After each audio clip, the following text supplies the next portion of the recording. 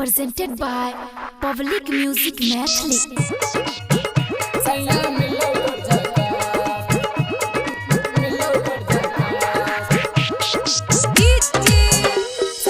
लाल बाबू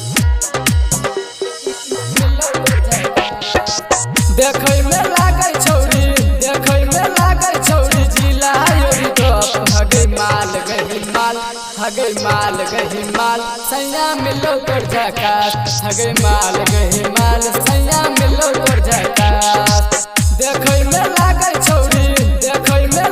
छौरी जिला योरी गप हगै माल गहि माल सैया मिलो तोर झकास हगै माल गहि माल सैया मिलो तोर झकास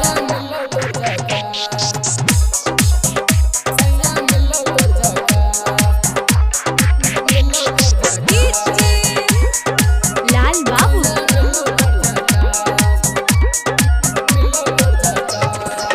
बढ़िया त लागै छौ गे दिमाग के गोत गे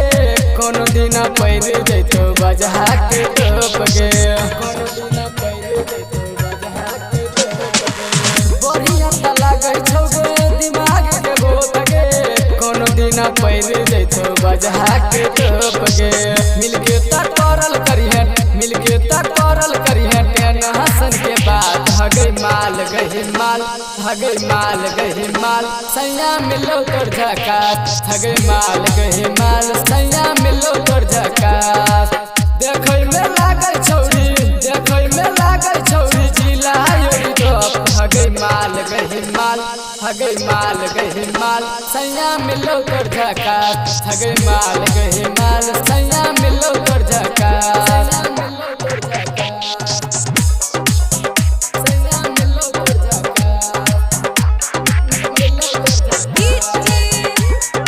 लाल बाबू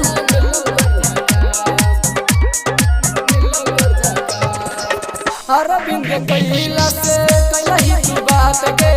कोनो दिन छोड़ देलही हमरे के हाथ गे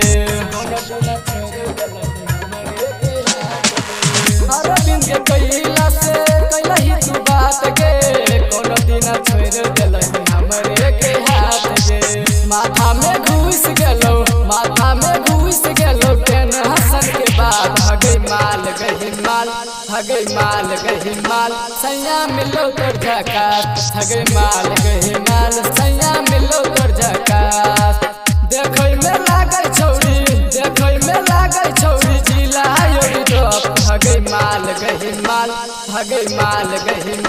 सैया मिलो तोर झकास हगै माल गहि माल सैया मिलो तोर झकास recording studio public music Dudhpura बाजार।